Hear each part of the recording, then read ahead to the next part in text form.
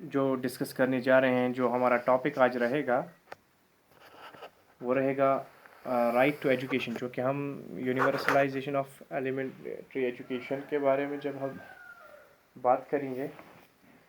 Before that हमें सबसे पहले राइट टू एजुकेशन समझना पड़ेगा। हालांकि ये इसका पहला टॉपिक नहीं है, लेकिन यूनिवर्सलाइजेशन ऑफ एलिमेंट्री एजुकेशन पढ़ाने के लिए सबसे पहले राइट टू एजुकेशन एक्ट 1997 को समझना बहुत ही ज़रूरी है कि राइट टू एजुकेशन एक्ट 1997 जिसमें लिखा गया है कि right to education is a fundamental right, ये हमें पहले समझना ज़रूरी है। फिर जाकर हम यूनिवर्सलाइजेशन ऑफ एलिमेंट्री एजुकेशन को समझ पाएंगे।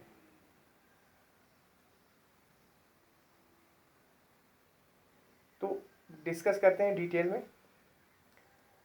Right to education act 1997 was an effort to make the education a fundamental right। यानी राइट टू एजुकेशन 1997 जो एक्ट था वो एक एफर्ट था कि राइट टू एजुकेशन जो है इसे फंडामेंटल राइट बनाएं एलिमेंट्री स्टेज पर। तो इसमें एक कमेटी कंसिस्ट की गई जिसमें 16 मेंबर थे। तो चेयरमैन कौन था इसका? श्री मोहीराम साइका। तो एक committee consisting of 16 members under the chairmanship of Shri Mohiram Saikia. वो जो थे वो ही was the minister of state human resource development, HRD minister थे वो गवर्नमेंट ऑफ इंडिया के। तो उनकी सदारत में 16 मेंबर जो थे उन्होंने 1997 में ये डिस्कस किया कि हम राइट टू एजुकेशन को फंडामेंटल राइट बनाएंगे। तो ये जो कमीशन बिठाया गया था ये अगस्त 1996 में बिठाया गया था to consider the proposal to make elementary education a fundamental right.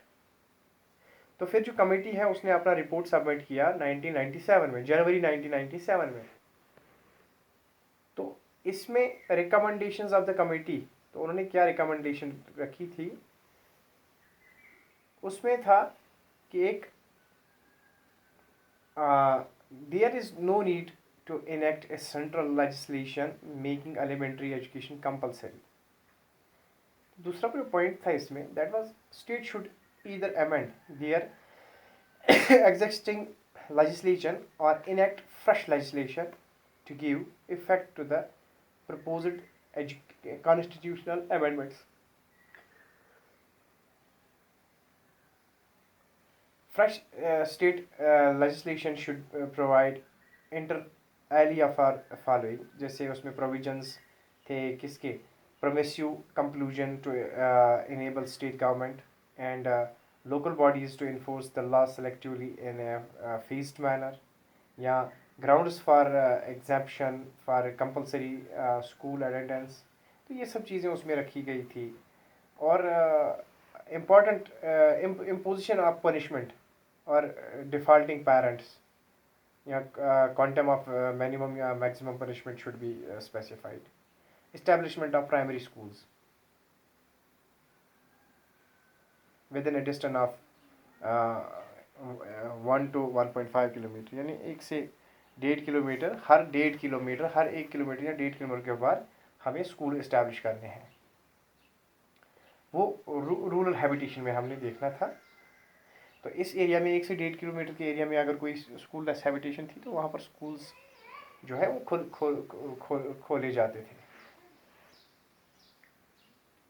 तो जहाँ पर और वहाँ पर एक रोल ये था कि वहाँ की एक मिनिमम जो पॉपुलेशन है वो 250 होनी चाहिए थी कैचमेंट एरियाज में। तो फिर अपर प्राइमरी स्कूल्स को किस तरह से इस्टेब्लिश किया गया, उसके लिए कहा गया था कि 3 किलोमीटर तक का डिस्टेंस होना चाहिए रूरल हैबिटेशन में, और पॉपुलेशन एटलीस्ट 500 होना चाहिए कैचमेंट एरियाज। फिर स्टेट गवर्नमेंट जो है उसको ये पावर्स थे that state government should be entitled to relax the normal stability and above the case of hill. तो ये सब चीज़ें राइट टू एजुकेशन में, जैसे free education, a state-wise approach in regarding to the free education should be adopted in keeping with the local requirements and constraints. However, in order to ensure uniformity, free elementary education should mean exemption from tuition fee। ठीक है, या हमने in addition में उन्हें किया था mid day meal programmes में be continued.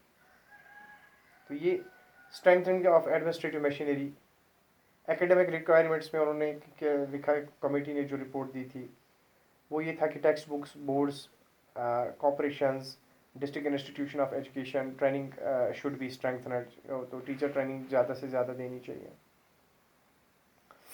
तो सप्लीमेंट्री टीचिंग लर्निंग मटेरियल होना चाहिए, प्रोवाइड करना है हमें टीचर्स को, स्टूडेंट्स को। या sharing of expenditure on elementary education, ये सब चीज़ें राइट टू एजुकेशन में जो कमेटी ने जो रिपोर्ट दी थी जनवरी 1997 में। ठीक है, तो इस तरह से राइट टू एजुकेशन जो है मेरे हिसाब से आपको समझ आ गया होगा। तो उसमें एक चीज़ है कि आर्टिकल 350A जो है उसमें बताया गया था कि मीडियम ऑफ इंस्ट्रक्शन क्या होना चाहिए। तो जाहिर सी बात है, उन्होंने कहा था कि जो मीडियम इंस्ट्रक्शन है प्राइमरी लेवल में, या इसमें उन्होंने कहा था कि स्टेट जो है अपनी पॉलिसी कंटिन्यू करना चाहिए।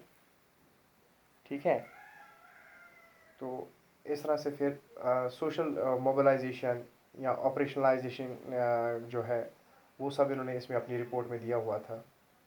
तो इस तरह से जो है फिर राइट टू एजुकेशन जो है वो फंडामेंटल राइट बना, किस एक्ट के तहत, 1997 के एक्ट के तहत। तो मुझे लगता है आज का ये टॉपिक कंप्लीट हो गया। खुदा हाफिज़, wish you very best of luck.